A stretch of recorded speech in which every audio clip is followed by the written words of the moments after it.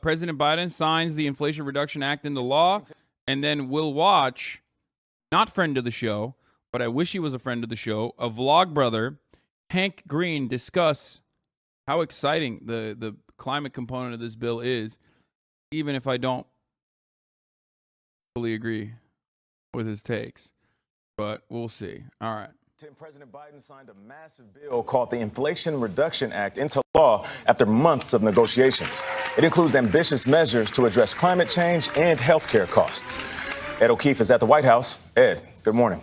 Nate, good to see you. The White House and Democrats overall now think they've got something good to sell to voters. The Inflation Reduction Act includes the largest ever federal spending to combat climate change. It would reduce health care costs or keep them lower for many people on Medicare and the Affordable Care Act. I've seen you say before that the reason you're not vegan is that it's tasty. Do you think taste is more important than the life of an animal? Yes.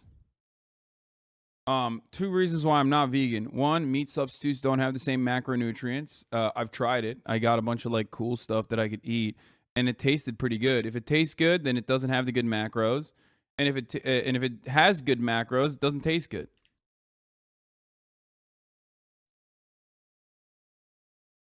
But yes, I am a speciesist. Yes, I do believe that the life of a human being is just intrinsically more valuable. And it's not even something I can personally describe to you logically.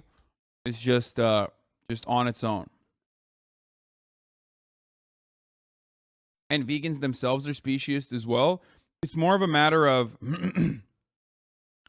it's more of a matter of like whether that speciesism allows you to feel like it's acceptable. It's morally acceptable to eat a animal or not, like end a life and eat an animal or not.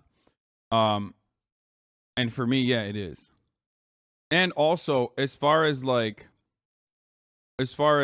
mean, I've described this many times over. You're not saving human lives by eating animals, Lamont. No, I know.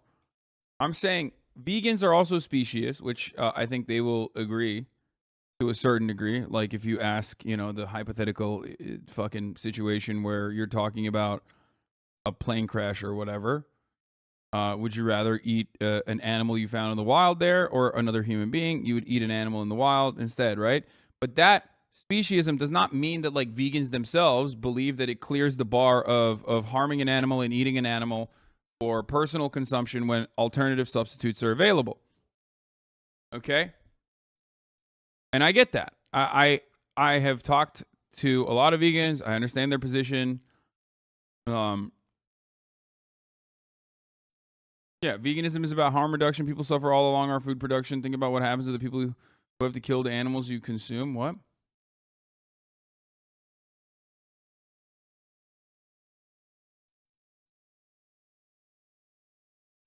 I agree that I'm speciesist to a certain degree. I'm vegan. Yes, of course. Everyone is speciesist. That's normal. That's a normal opinion.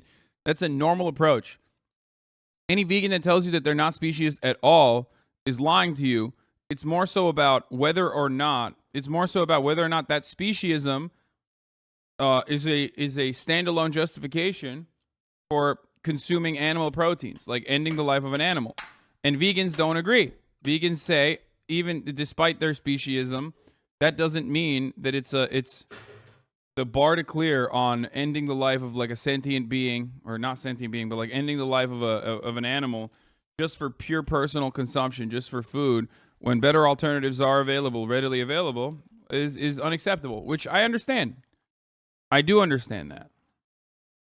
Okay? I get where you're coming from.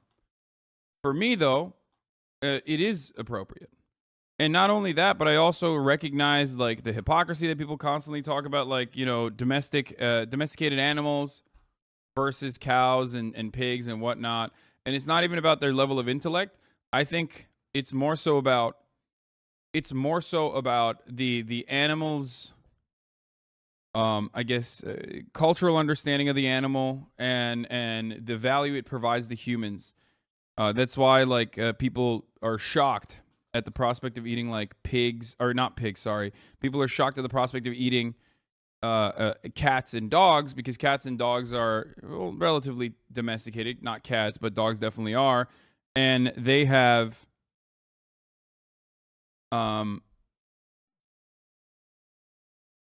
they have value to humans beyond, they have value to humans beyond consumption, like beyond meat.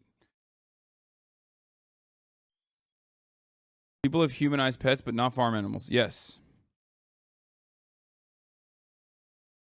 Yeah. That's what it is. All right.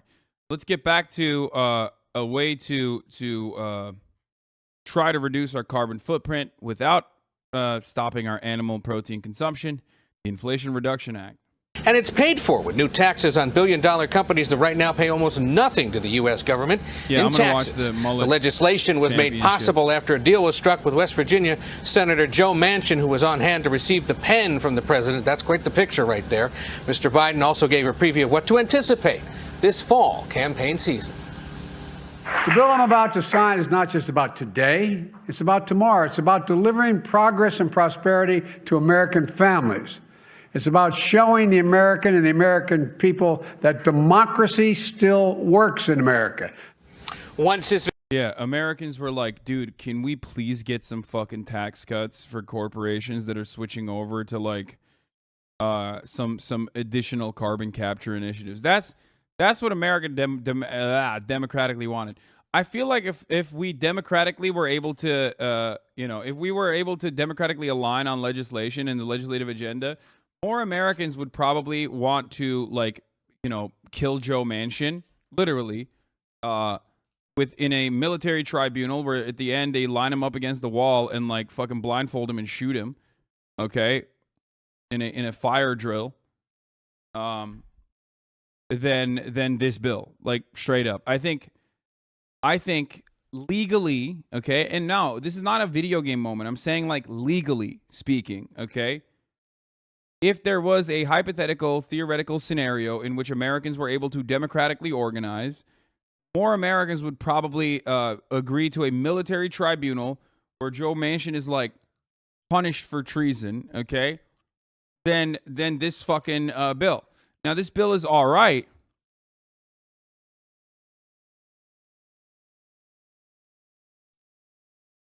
This bill is all right. Yeah, it is unfortunately the best we're going to get for the time being.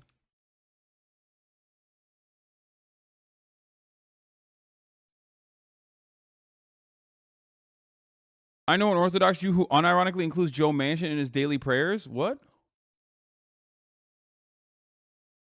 Yeah.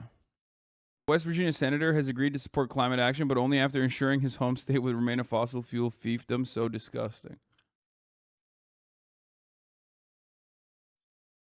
Vacation is over next week. The president and members of his cabinet are scheduled to attend dozens of events in at least 23 states to talk about the plan, and they'll be directly or indirectly campaigning for fellow Democrats. One person, though, who won't be out anytime soon is the First Lady. Dr. Jill Biden tested positive for COVID-19 yesterday. She is going to stay at the home in South Carolina that the Bidens used for the first part of their vacation and will leave there once she tests negative twice. The president, for now, is in nearby Delaware at their home.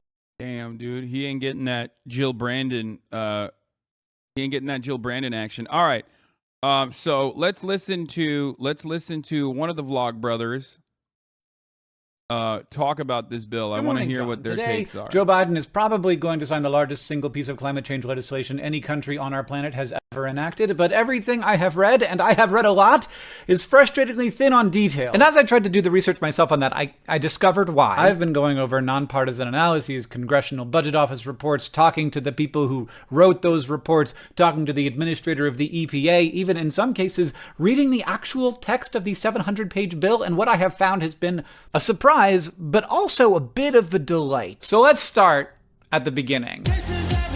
I also think it's pretty poetic that Joe Brandon gave Joe Manchin the pen he signed the bill with, as though like Joe Manchin is the climate hero in this circumstance. Wait, what? What's going on? Did it actually F?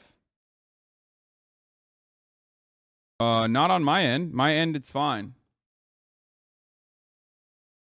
Hello?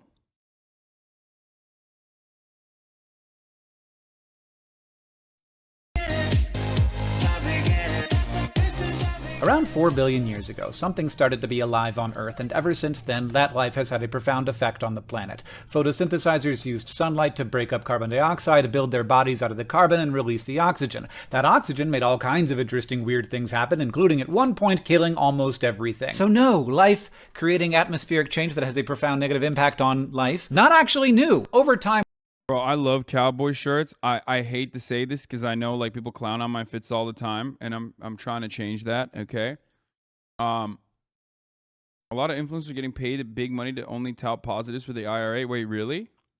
I doubt that he's one of those people. I mean, I'd be surprised because like it seems like this is a pet project for him. This is something that he like legitimately, genuinely cares about. But anyway, listen. Not my Hank. Yeah, exactly. Not my vlog brother, dude. I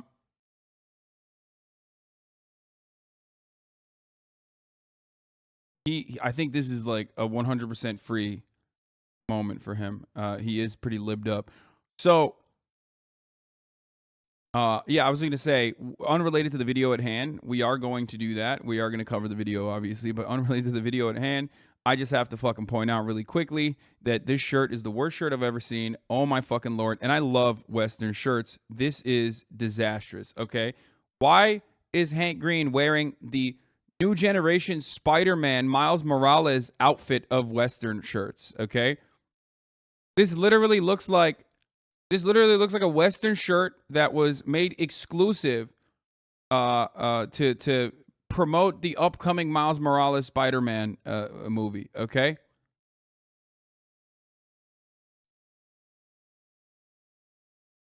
No wonder Hank Green's not a friend of the show. No. But he looks just like you, dog. Yeah, I know.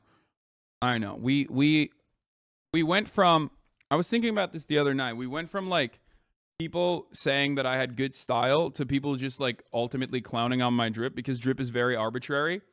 But also it is something that you need to stay on all the time. And for the past, like since 2019, especially with COVID and whatnot, I just like kind of gave up. I always loved fashion. I never really had a lot of money to be able to do more fashionable shit. I was a Maxinista for most of my life. And, you know, I'm gonna start, who said you dress well? Shut the fuck up. I'm gonna do a better effort on you know, getting better drip in the future. Is he suggesting that Miles is the worst Spider-Man? Or does he like the shirt? Lol. No. I like Miles Morales. I have no problem with Miles Morales. I just think that this shirt is ugly, and it looks like new gen Spider-Man pattern. Impact on life, not actually new. Over time, life kept shoving energy into carbon-containing molecules, and then after the life died, those molecules would break down and the energy would be re-released. But sometimes the molecules of the dead thing would stay trapped, and they wouldn't break down, and they would get stuck in the earth, where they'd heat up and get squished and become coal or oil or natural gas. All of that energy, emitted by the sun, grabbed by life, and then stored by the earth, waiting there to power your car or your refrigerator or your Microsoft Zoom. That energy is what has powered so much of our modern lives. But as we have released that energy to do things with, we have also released the original molecules that it was stored inside of. Those complicated carbon molecules get broken down and carbon dioxide gets released. It is a molecule that is opaque to a lot of infrared radiation, a gas that makes our atmosphere less clear to heat. And so heat that would otherwise escape no longer is. There is more energy in the atmosphere, and it's changing weather patterns, increasing droughts and fires and storms and heat waves. But unfortunately, we also really need all of that energy to prevent people from dying in heat waves, to make the food that people eat, to move it around, and to power the plane that takes me to visit my brother. We can't just turn the power plants off. People would start dying very quickly, and they wouldn't stop for a really, really long time. It's messy and it's complex, and like those first cyanobacteria, people started to wonder if we weren't gonna just ruin it for ourselves. But we are smarter than them, and we are more capable of passing broad-based industrial policy with a focus on clean energy than they are. Barely.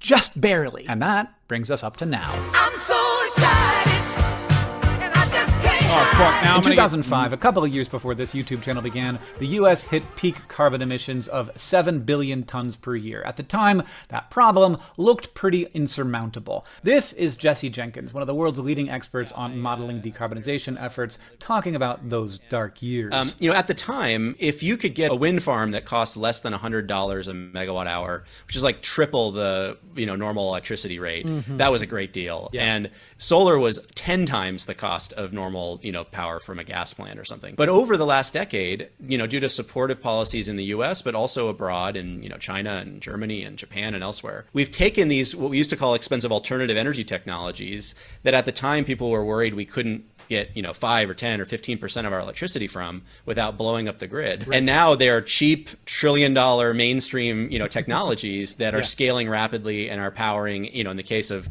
some parts of the country. Do you know half of all historical human carbon emissions were emitted since you were born? Sigh. I mean, that's literally the least shocking thing I've ever heard in my entire life, especially considering the reality that, like, as technological achievements happen at an exponential rate, and more people have access to said technological achievements as it becomes cheaper and cheaper to both produce and also to consume, yes, we are going to end up, emitting way more carbon emissions than ever before. That's why, like, the average American's fridge in one day is like, or the average American's fridge annually is like, has the carbon footprint of a fucking entire nation if it's an underdeveloped nation.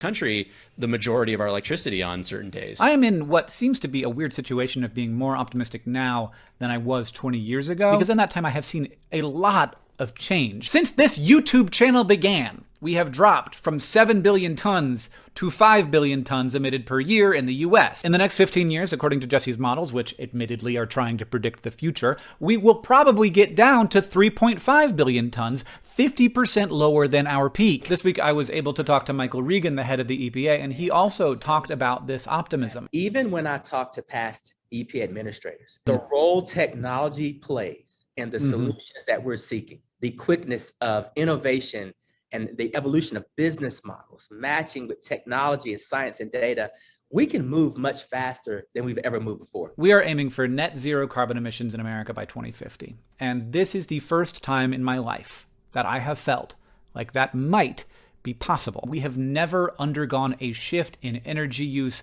that is anything like this. Maybe the original electrification of the country, but we're gonna have to make this shift a lot faster than we made that shift. However complex you think this is, it's more complex than that. This is the case even for experts. Like, we only ever get to see our own little corner of what's going on. This is a big problem that no one person understands all of. But in this video, you're gonna go from understanding more than like 80 or 90% of people to understanding this more than 99% of people. And it's only gonna take you like 15 minutes. So let's do this. What's this? Okay, I like it. Picasso. This bill basically has 3 big goals, and I don't see them being talked about. So here's the framework with which to understand this. 1, we are trying to decrease the amount of carbon dioxide and other greenhouse gases we emit in the atmosphere. 2, we are trying to make the impacts of climate change and pollution and also this energy shift less impactful on people, or ideally a good thing for people so that they like it. Particularly, we would like to decrease the impacts on the most disadvantaged people. And 3rd, and this is important to understand anything that's going on here, this is a bill that is trying to make the United States of America into an industrial center of the clean technology revolution. Now, there are some other smaller things in the bill that don't fit into any of these categories. We'll talk about them in the future, but that's the 3 big things. Oh, look, each one of these blocks is $1 billion, and there are 369 of them, and we're gonna start filling them up. First, we want to drive down the cost of installing renewable energy projects. That's wind, solar, and grid-scale batteries. That's gonna lower people's electricity bills, and it's also gonna make it so that when you plug in your electric car in the year 2027, we'll get to that, the power turning your wheels is going to produce less carbon dioxide. And wow, we have filled up a lot of our billions. All this money is here to incentivize power producers to use more wind, solar, and grid-scale batteries. That's gonna one of the things I've heard, by the way, and I can't believe I'm saying this, one of the things I've heard a lot from like leftists is just like a new wave, is that America's green energy initiatives are actually like anti third world because it's like harming like African production and like AFRICOM and like Africa is resource rich and that there's two elements of tackling from the left that are attacking, like third worldists that are attacking green energy initiatives in the Western world.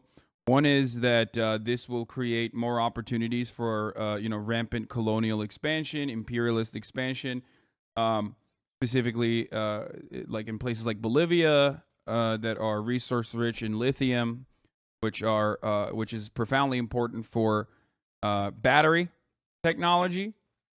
It's an important resource for batteries, and then Africa for oil and gas. Which, I mean, for the record, I don't have I don't think that is an adequate counter to a problem that will end up helping everyone overall. Reduce the amount of... Hank Green is also so aggressively anti-China that he forgets who actually leads in green energy and who's last. Posturing, fucking libs. I mean, yes, he alludes to it a little bit. He alludes to this a little bit, where he says America will become a global leader in renewable energy initiatives once again with this bill, and that is because Russia and China have made a lot of efforts, a lot more efforts than America has in the past couple of decades in renewable energy initiatives. That is, of course, not factoring in a lot of the European countries and their efforts in switching over to renewable energy, but we don't care about that because Europe is an extension of America, whereas Russia and China are our adversaries. So, but yes, the United States is mostly China, but no, Russia has focused on. I mean, I remember reading like I think it was, I don't know if it was a paper from the CIA or a paper commissioned by the CIA through a think tank about like the global efforts being made by America's foreign adversaries in regards to renewable energies. This was like a couple years ago, but especially China.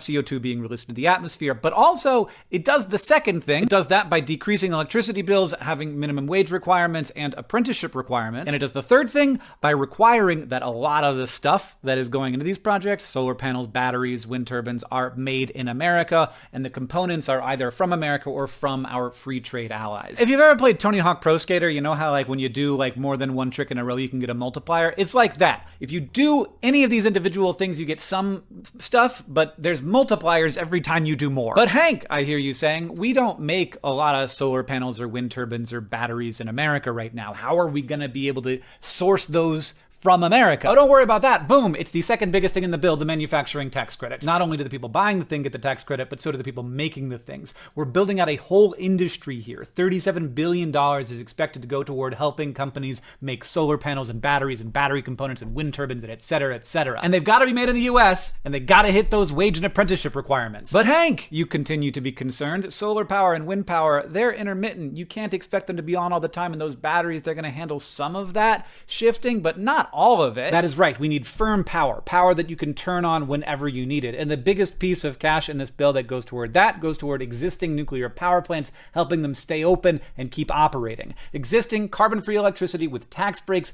but only if you meet wage and apprenticeship requirements. Probably just expect that everything you hear about is going to have wage and apprenticeship requirements because this bill has to be good for people, and also there need to be people to work on these things, so you need to be training people and you need to be paying them well. Now, also focused on firm power are smaller investments in potential future technologies like advanced nuclear power, advanced geothermal, and advanced biofuels. We don't know which of those things is going to be the best or most impactful, but all of them could end up being important players in carbon-free firm power. All right, so now this hypothetical person who's basically constructing the bill with me is concerned that we're giving a lot of money to power plants, not a lot of money to people. Well, how about $22 billion for you, and another $14 billion after that, and then $12 billion after that? The $22 billion goes to help people upgrade their appliances in their homes, like water heaters, furnaces, stoves, and even just their electrical boxes to handle all of that new electricity. Because guess what? You might not have noticed, your house currently has an exhaust pipe. It is extremely likely that you have power coming into your house in two ways. The electricity that powers the lights and the microwave and your Microsoft Zune,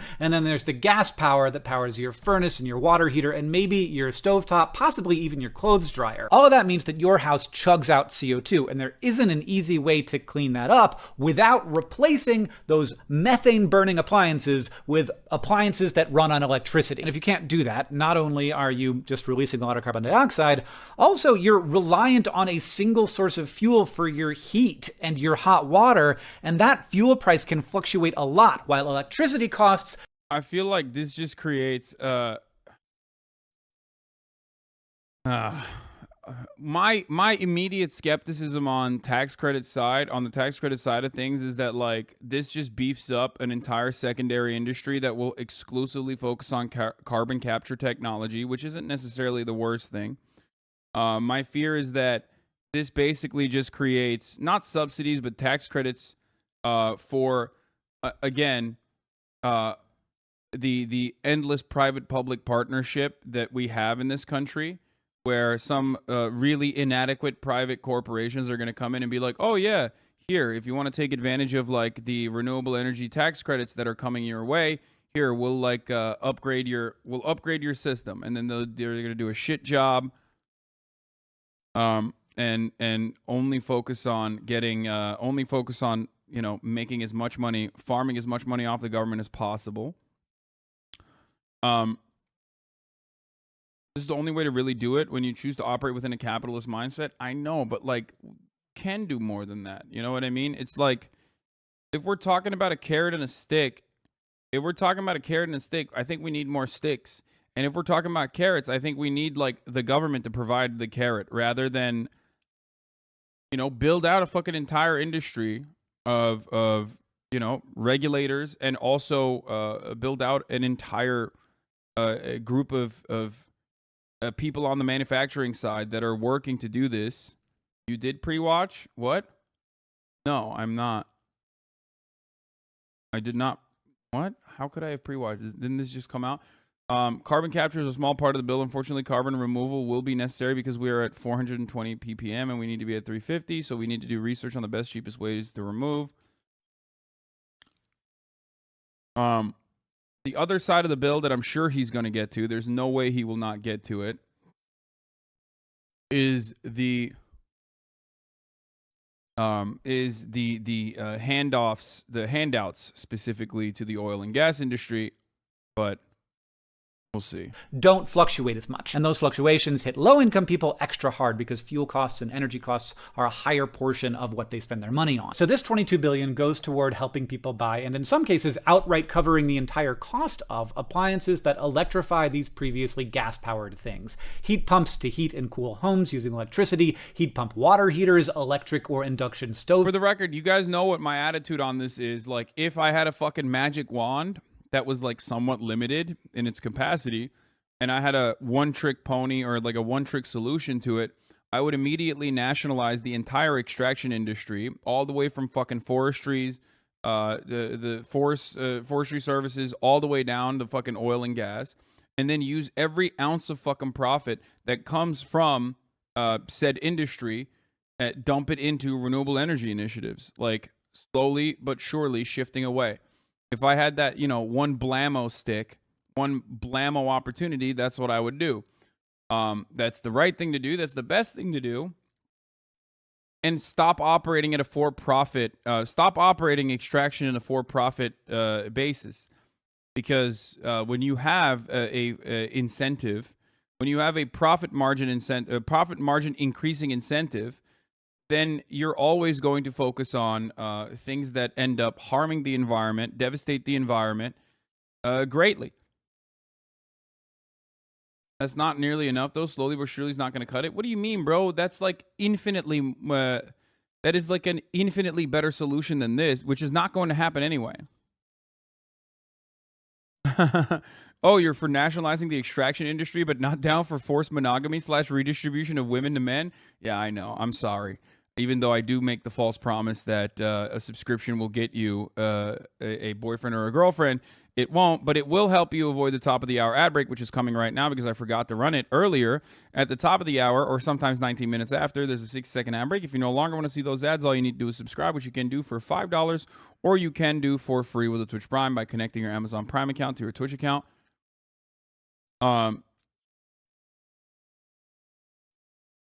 And you can also get gifted a sub if you're lucky. Thank you, Bill Vogue. Thank you, Janali1978 for the 5 gifted subs, allowing 10 people to no longer see the ads. Here's the 1 minute ad break now. Let's continue. Rooftops. Just buying one of these appliances saves people money in the long term already, but folks usually can't afford the upfront costs of that, especially doing all of these things at the same time. Well, no longer. The next $14 billion are to help people and property owners make their buildings more efficient, and these last $12 billion are for, you guessed it, electric vehicle tax credits that you probably can't use. I know what you're thinking. All that sounded so great until that last part. Why can I not use my electric vehicle tax credit? Because of the third thing. These cars also have manufacturing requirements. And when this bill goes into effect, the number of cars that will qualify for that is quite small, and they will all be sold very quickly. Now, there were already tax credits on electric vehicles, but those credits only apply for the first 200,000 vehicles from each manufacturer, and many manufacturers, GM, Tesla, etc., have already burned through all of those. This extends those indefinitely for the next 10 years, but only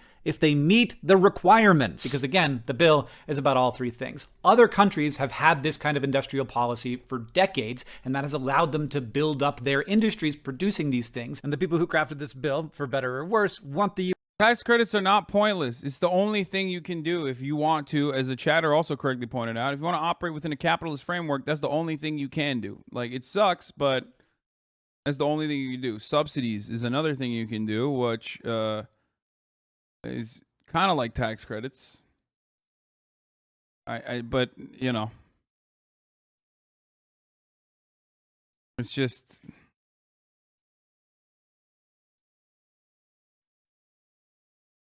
Tax credit works like a subsidy for each person, right? Yeah, kind of. US to have that kind of industrial policy. It now looks like we are more than halfway through the things that this bill does, but we are not. Down here, things start to get much more dense, and then you realize that there are actually hundreds of ways that this bill spends money, and each one of them does a different thing for different people in different places. Like, Hank, what about the carbon impact of forest fires? Yeah, that is in there. How about decarbonizing airplane fuels? Yeah, early stages in trying to get that done, that's in there. Converting garbage trucks and city buses to electric, it definitely does that. Tax incentives for existing power plants to capture their emissions, yeah, $3 billion for that. Electrifying most of the Postal Service fleet, another $3 billion for that. Reconnecting communities that were divided by the interstate highway system, yes, $3 billion for that too. Helping farmers figure out systems for sequestering carbon in their fields, sure. Cleaning up and electrifying port infrastructure, definitely that. Early market creation for low carbon building materials, also in there. New transmission lines, because all of this electrification is going to require a more robust grid, yeah, that too. Charging stations for EVs, got that as well. Grants for tribes to invest in clean energy, got that too. Buying debt from rural power co-ops if they promise to shut down their carbon emitting power plants and giving them money to build new infrastructure, that's in there too. There's a lot of things that are trying to do really specific individual things, but there's also big hunks in here that aren't prescriptive. It's money for communities to do things that they want to do to decrease their impacts. Here's EPA Administrator Michael Regan again talking about that. A lot of these grant dollars that are in the Act, we're able to give those to community groups who are partnering with universities and incubation centers. The matching dollars and the low interest loans are available to people who have never been at the table. If we get these universities... I love how electric vehicles have higher funding than public transit. Yeah, that is an America moment. The irony is, like, if you want to fucking wipe out carbon emissions, which like 1/3 of it comes from, you know, personal usage of your daily car, like your personal daily usage of your fucking vehicle, the greatest way to do that is by beefing up the public infrastructure in an effort to have a more robust public transit everywhere, right? But of course, because we're so Ameri-brained, and like the oil and gas industry alongside the car manufacturers in this country have created this attitude, tied it to like American exceptionalism and American individualism, like that car ownership is the primary goal of maintaining your independence. That's outside of the bounds of reason for some reason. We're not even thinking about that as a way to deal with it. I live in the mountains, I'll stick with cars, thanks. Man, shut the fuck up. I live in the mountains, I stick with cars, thanks. First of all, if you live in the mountains, we're not even talking about you, okay? So don't do that me bullshit. And secondly, public transit, adequate public transit means some form of public transit coming to you as well. okay?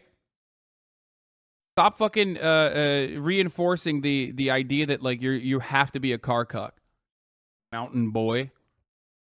Motherfuckers be like, I live in the mountains, you know, I'll stick with my individual vehicle. It's like, bro, okay, well, you know, that kind of attitude is the exact same attitude as to why if we privatize the fucking U.S. Postal Service or the U.S. Postal Service operated as a fucking for-profit institution, you would not get any of your fucking mail. So shut up.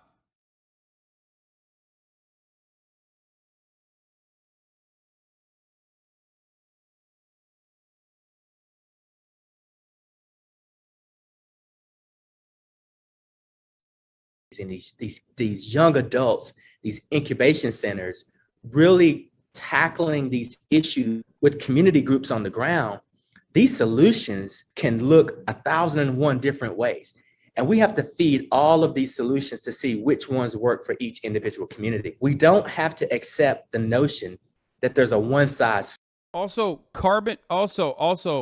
using or beefing up public transit. Okay, like actually building an adequate public transport structure, you know, infrastructure spending on that regard does not mean that we're going to come and like seize your vehicle at gunpoint. Okay, you can still have your car, dummy, except most people would probably rather take a fucking train, which in some instances could be fucking faster than your regular commute, cutting down on your regular commute, allowing you to have some free time to yourself while you're doing that additional unpaid hour of driving back and forth to your job that your job's not paying for, right? And it will lower the amount of cars on the road. That is the only successful method. More lanes on a highway will never lower traffic density, okay? The only way to lower traffic density is with public transit. That's it. There's no other way to do it. And yet, for some weird reason, people constantly act like that's not the case, and we shouldn't do that. And that if you do have public transit, that means like you're gonna have a homeless person stab you in the gut while you're there, like while you're on the ride there. You know what I mean? No, lanes don't help. Trains do. Fit all. It can look 1,001 different ways. But Hank, this hypothetical person who is walking me through this entire bill, is now asking me, why are we doing all of these individual things instead of just doing the one thing? If you did one thing, it would do everything. And that's just to make fossil fuels more expensive. Gretchen, stop trying to make fetch happen. It's not going to happen. A few years ago, an ex-lobbyist from Exxon. Oh, let's go. On video. Beat his ass in the QRTs, Hank. Saying this. Nobody is going to propose a tax on all Americans. And the cynical side of me says, yeah, we kind of know that, but it gives us a talking point that we can say, well, what is ExxonMobil? You're forgetting to address that the U.S. is fucking huge. You drive 3 hours there and you're still in the same state. You drive 3 hours in Europe and you're in a whole other country. Yeah, it's so crazy. It's wonderful that like Europe doesn't have, Europe-wide railway systems. So that's why famously you can't take a fucking train from England to anywhere because, you know, that's an island, right? Also, another country that's not as big as the United States, obviously, is China. Another country famously that doesn't have any adequate public transit. It's really cool. Thank you. Thank you for bringing in your Americentric brain into the conversation. And instead of very quickly and easily looking up if there is like, countrywide or continent-wide fucking railways in Europe or even another country like China and its railway system, instead of doing that, you just decided to say, well, America's really big, brother. Yeah, I know America's really big.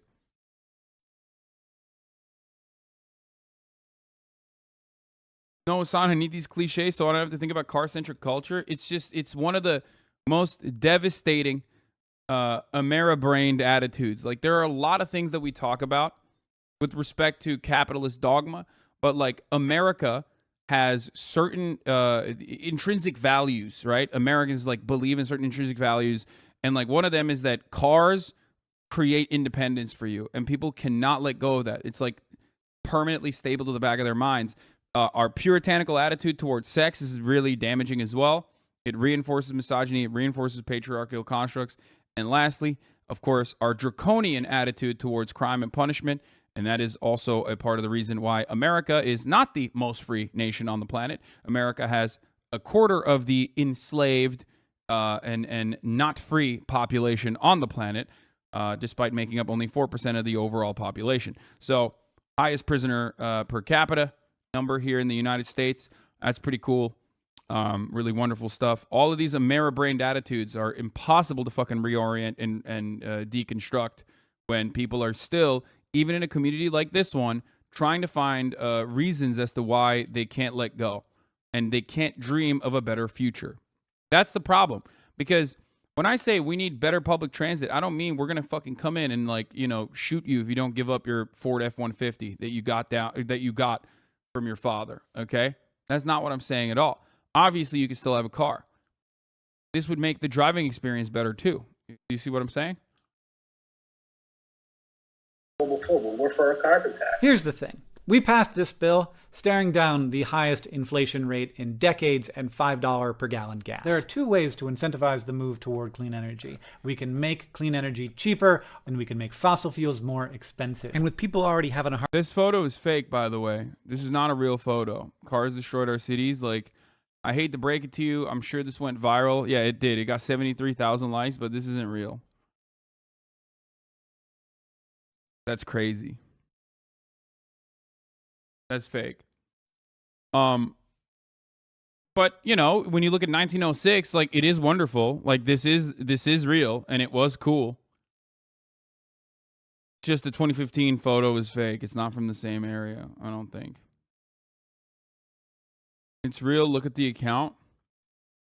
No, this is not the same road, I don't think.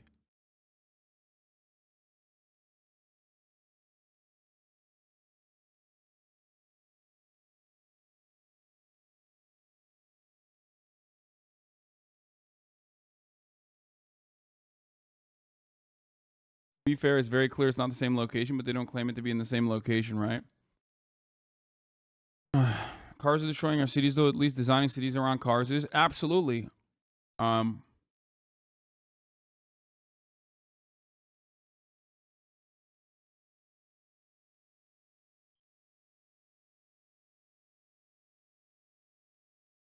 We have destroyed walkable cities and built car-reliant cities. It was a deliberate reason. Even Donut Media had a video on this. At this point, like, one of the greatest examples is what happened in Los Angeles, California. Okay? America built the worst possible cities you could because, you know, we associate freedom, personal choice, individuality, American exceptionalism with car ownership. That was a deliberate, propagandized effort to change our attitude. Shouts out to Henry Ford. Shouts out to the oil and gas industry. They worked in unison, collaborated, and built they built this resentment that you have, that you hold in your heart to public transit. That is the reason. This is a centuries-long effort to make you feel as though there is no better future, that there is no alternative, there's no other solution.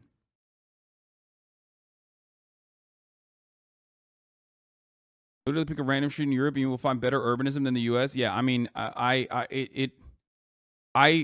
personally loved Amsterdam so fucking much that it unironically made me into, like, almost into one of those, like, orange-pilled, incredibly annoying fucking Dutch-pilled, sock them global. I put a Taiwan flag on my Twitter account, my Twitter bio type motherfucker, okay? It's so nice. It's so fucking nice. It's so cool. Hard time getting their butts to work. Nobody in Congress was going to keep What do you drive? I drive an electric vehicle. I drive a Porsche Taycan, but like I've said before, if there was a magic bill that was like, if Hasan throws his Porsche Taycan into the fucking bottom of the ocean, we get public transit, I would do it tomorrow. I wouldn't even think about it.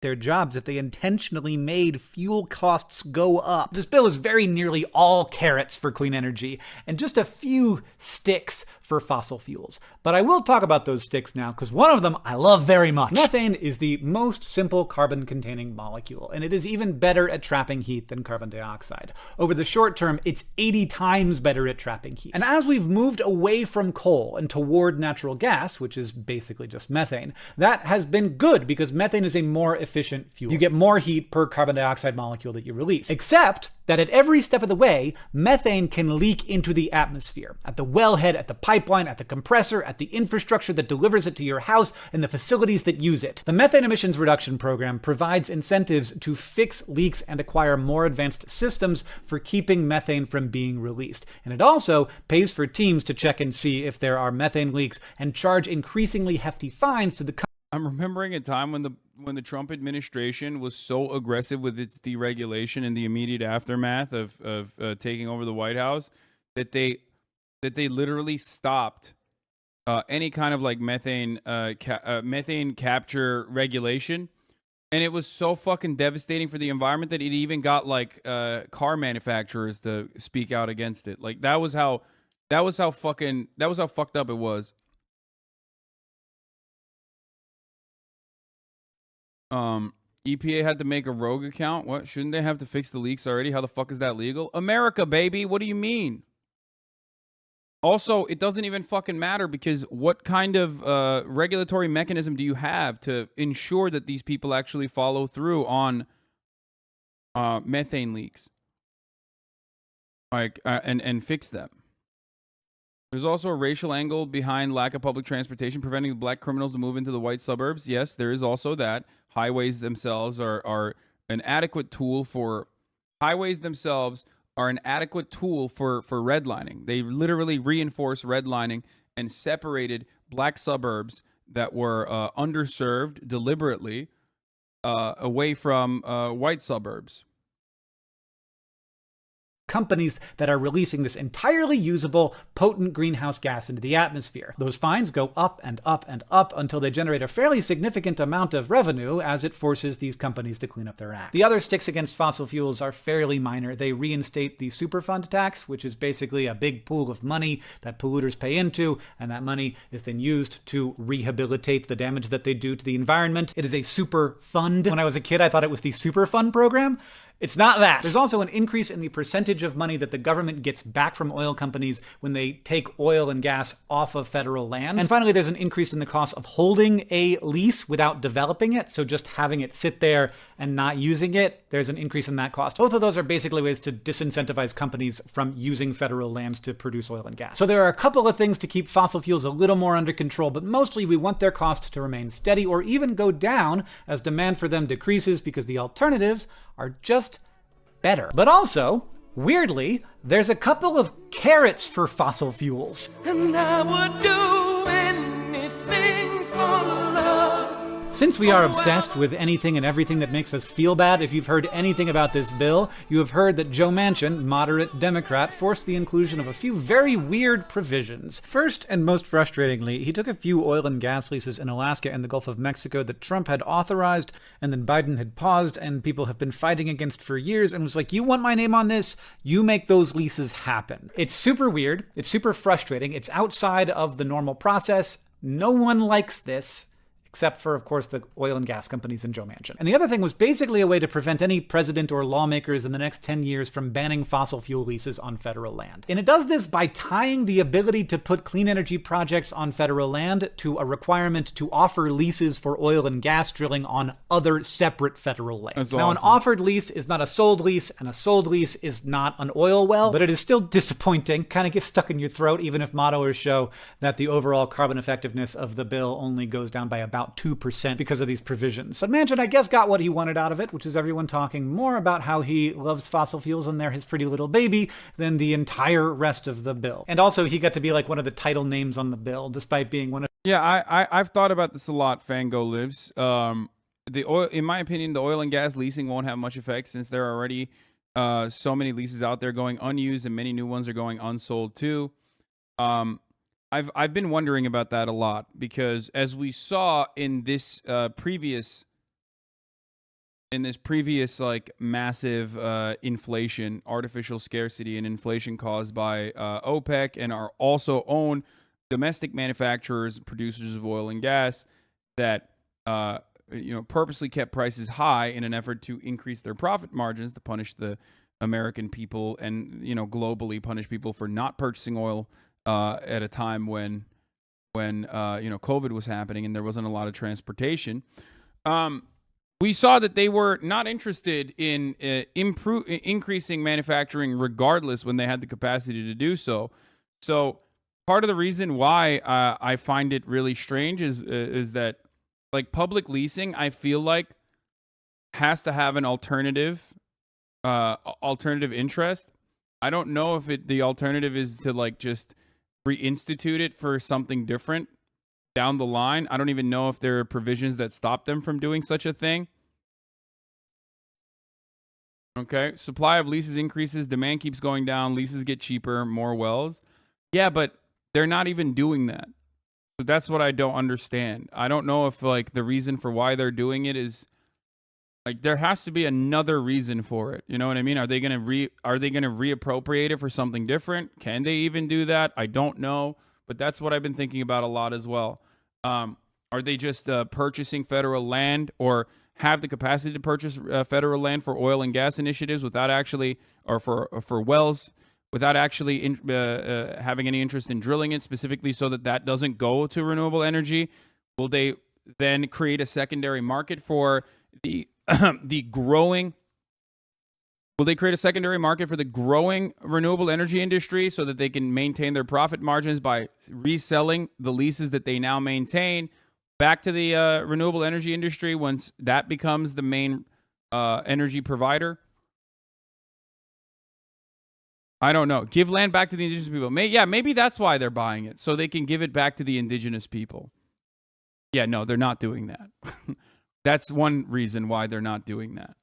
They're definitely, I can tell you that they're not doing that to do land back, okay?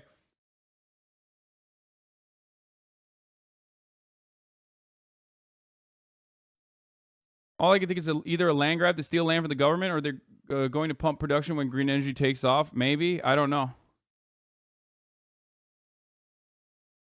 There is tribal funding in the bill. It's something. I know. There's also $60 billion, I believe, according to Alexandria Ocasio-Cortez. There is about $60 billion for environmental justice investments in communities disproportionately harmed by climate change and pollution. For those of you who say, oh, well, that's just lip shit. No, that's actually a desperate measure that is absolutely a necessity for survival. We have time and time again covered this aspect, the environmental justice aspect, the racist aspect of drilling, and the toxic chemicals that you release into areas that have no way to push back because they have no power, they have no voice, they are poor. Poorer neighborhoods have higher chances, a higher likelihood of developing cancer for that reason. This is money that will go directly into underserved communities that will be able to rebuild. Hawaii is a great example of this too. I mean, that was the military, but more in that. So environmental justice funds all the time, and it helps remediate areas without big money. Yeah, Louisiana, the entire fucking state, is a great example of this. I mean, everywhere in the United States of America, every reservation in the United States of America has been long dicked by energy production because they don't do it in the backyard of a fucking oil baron. They're never going to do that there because they know, hey, I don't want to fuck up my water supply. I don't want toxic pollutants everywhere. I don't want my children to grow up in an area where an area that's called Cancer Valley, right? Yeah. I don't want my children to be playing in a fucking pond that has toxic waste dumped into it. Yeah, the poor people end up getting the short end of that stick. So it's not just minorities, Chad. It's anywhere that's poor. Exactly. But oftentimes it ends up disproportionately affecting, marginalized communities, obviously. One of its biggest opponents.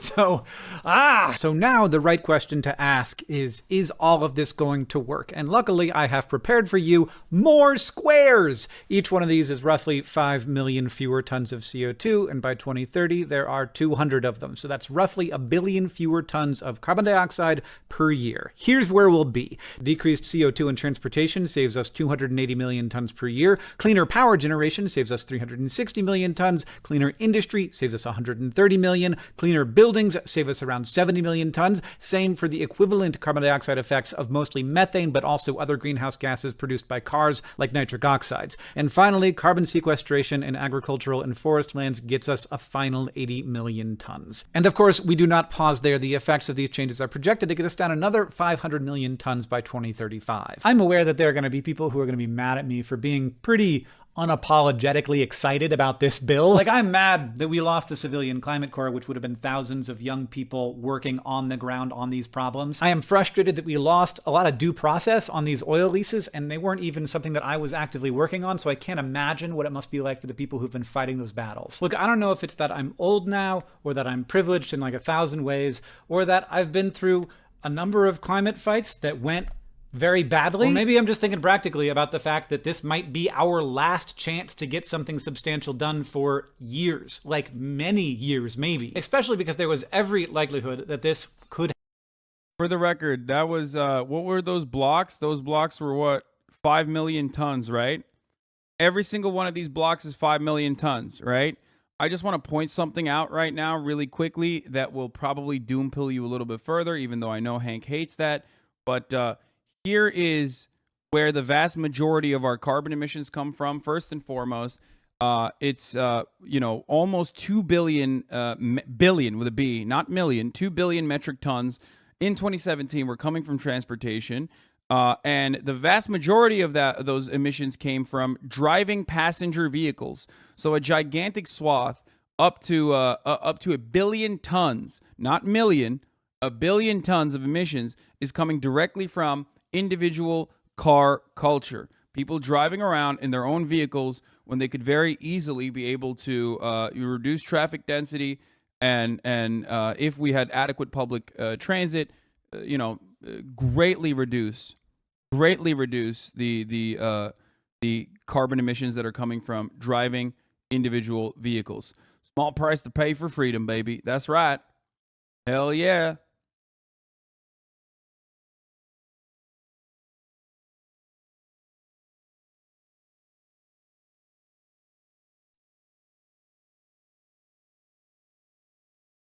Okay.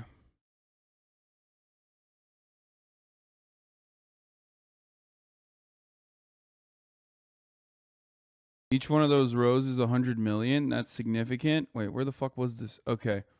Yeah, that's 1, 2, 3, 4, 5, 6, 7, 8, 9, 10. So yeah, this entire thing in and of itself is basically the carbon emission created by personal use cars in 1 year. Cars like nitric oxides. And finally, carbon sequestration in agricultural and forest lands gets us a final 80 million tons. And of course, we do not pause there. The effects of these changes are projected to get us down another 500 million tons by 2035. I'm aware that there are going to be people who are going to be mad at me for being pretty unapologetically excited about this bill. Like, I'm mad that we lost the Civilian Climate Corps, which would have been thousands of young people working on the ground on these problems. I am frustrated that we lost a lot of due process. Why do you act like you care about the environment when you talk shit about farting Teslas? Don't you own car? I do own car. Damn, bro, you fucking got me. I'm a hypocrite. Streamer man, you own car. Well, I own an electric vehicle, which I don't even think is like genuinely putting a dent in this personally. But I do own an EV at least. But having said that, like I mentioned, I am perfectly happy with better public transit. Okay, that's like I've said time and time again. If there was a magic solution, I could just like fucking light my car on fire, and then tomorrow we had better public transit in Los Angeles, a better grid, I would be on board with that.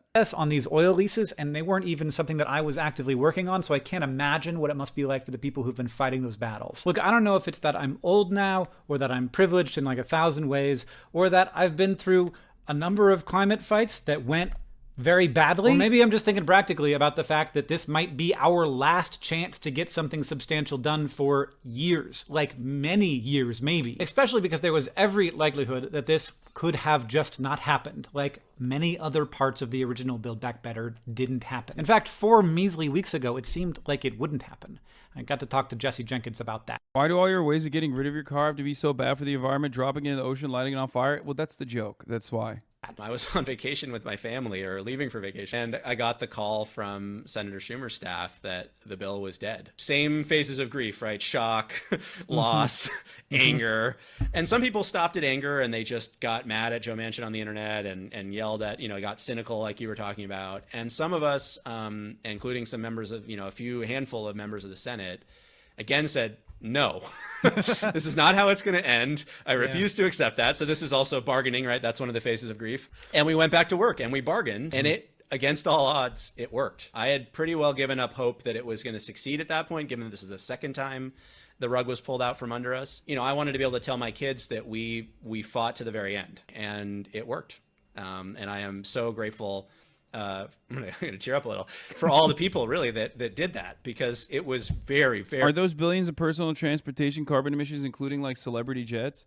I don't think so, even though I do think that now with like our K-shaped recovery and like the wealthy getting incredibly profoundly wealthier in the aftermath of COVID, or during COVID, and the income gap widening, right? And the wage gap widening and the wealth gap widening, that disparity has created a system where like a lot of celebrities are basically just fucking chartering private jets and shit.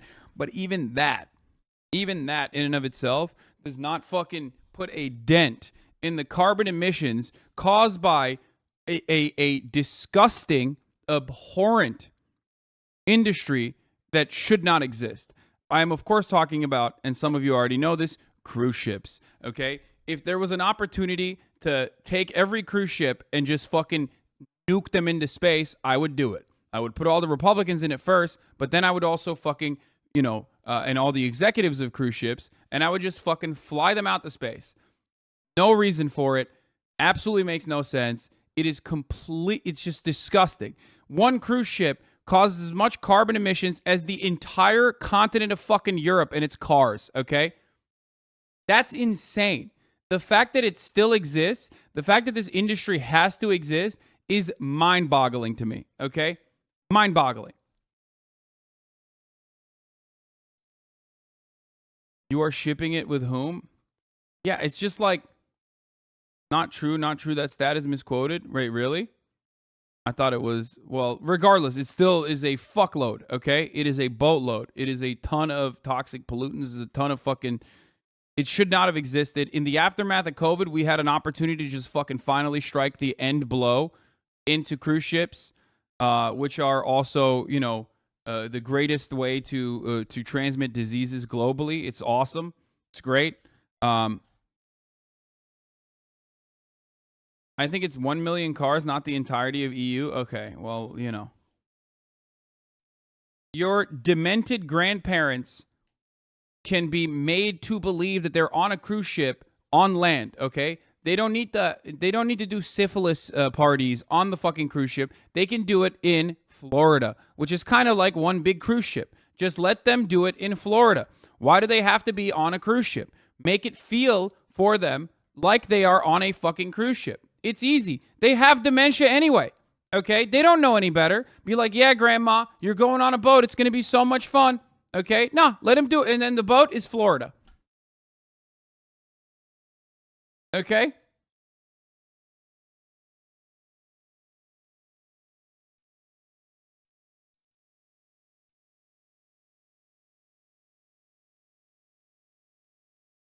And then what we can do is take every Filipino, which is like, 98% of the cruise ship industry is exploited Filipino workers. We turn them into the Maoist brigade, and then the Philippines become a Maoist nation, a Maoist third worldist nation. Okay, Pinoy gang.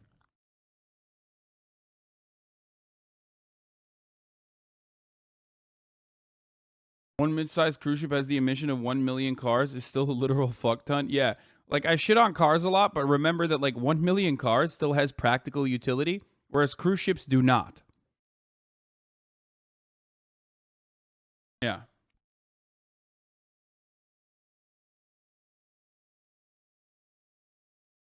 very close to failure. I don't harbor any illusions that I live in a perfect world or a perfect country or that perfect legislation exists. There are 330 million of us. The fact that we get anything done at all is a little impressive. And over the last 10 years, we have made tremendous strides in cutting carbon emissions, and that has been in large part because of government investment in the US and elsewhere. Between 2009 and 2017, America spent around $20 billion per year fighting climate change. Over the next 10 years, we will spend $80 billion per year. There are a lot of super powerful people who have been working really hard this whole time to slow this down as much as they can. At first, they say it doesn't exist. Then they say it's not caused by people. Then they say it's caused by people, but it's not that big of a deal. Then they say it's that big of a deal, but the costs to take it on are too great. We have hit them with reality at every step in that process, and we are going to hit them with reality at this step of the process too. They will tell us that the costs are too great, and after we prove to them that it's not, they will tell us that it's too late. Nothing gets done if you don't believe it can't be done.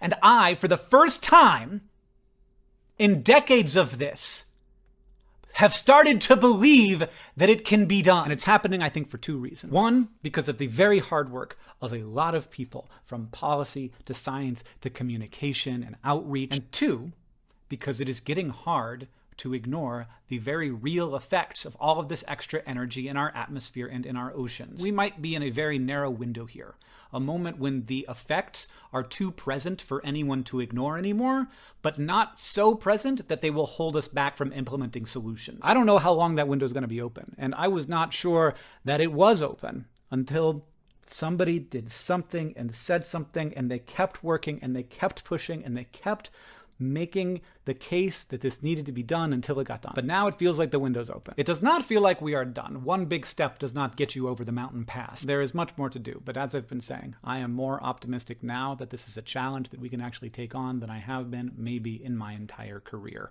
John, I'll see you on Tuesday. Heads up.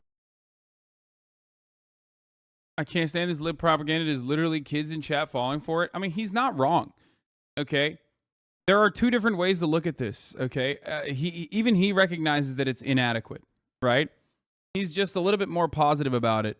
And obviously, when you are living in a reality where, like, good things seem unimaginable, even if you have, like, a minor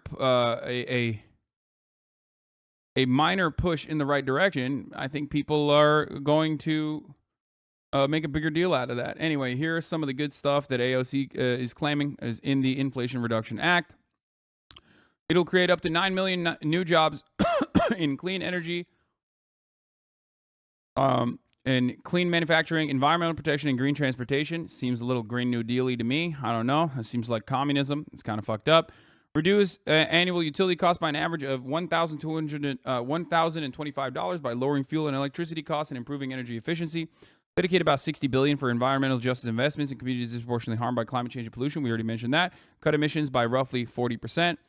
Here are some of the healthcare wins in it. Allow Medicare to directly negotiate prescription drug prices, starting with 10 drugs beginning in 2023.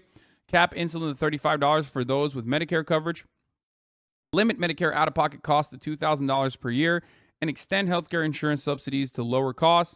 Unfortunately, it did not feature a provision that would allow you to be able to strap an executive at your insurance company that you are a part of onto a spaceship and fly them directly into Mars when they refuse to, offer you the network coverage that they claimed you would be able to get.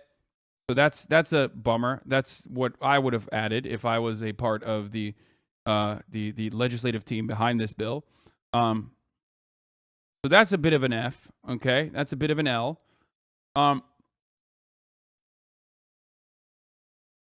Healthcare wins, allow Medicare. Allow Medicare to directly negotiate. We talked about that.